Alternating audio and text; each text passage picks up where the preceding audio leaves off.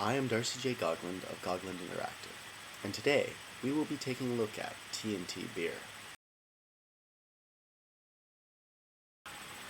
TNT is the taste of British Columbia, and no visitor to the land of mountain and hippies can go without chugging on its unique peppery flavor. You may chug wines in the Okanagan Valley. However, doing so in Kelowna on any other week than the wine festival will make you a target for the Ogopogo.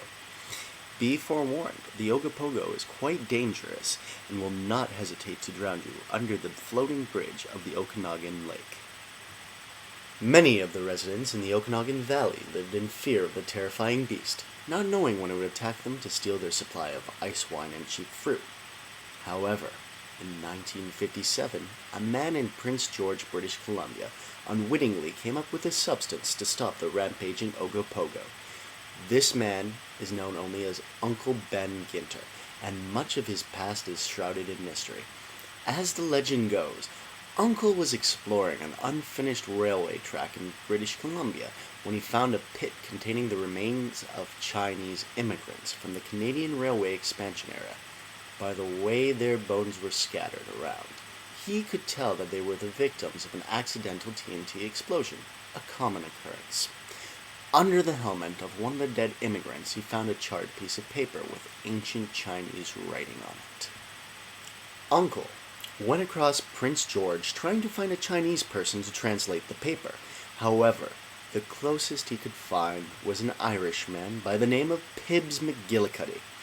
Uncle and Pibbs went to work on the paper immediately and were able to uncover the secret of the writing, an ancient Chinese lager that dated back to the early Han Dynasty. Uncle named the concoction TNT in honor of the Chinese workers who died. This was the beginning of the Pacific Western Brewery. Traveling across British Columbia to promote the beer in his brewery, Uncle was forced to stop in the town of Kelowna. Uncle saw the poor and ruined town and took pity on the disheveled townsfolk.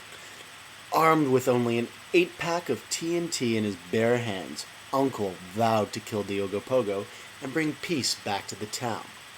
Uncle engaged the Ogopogo in fierce combat that lasted over 100 bouts without a clear victor.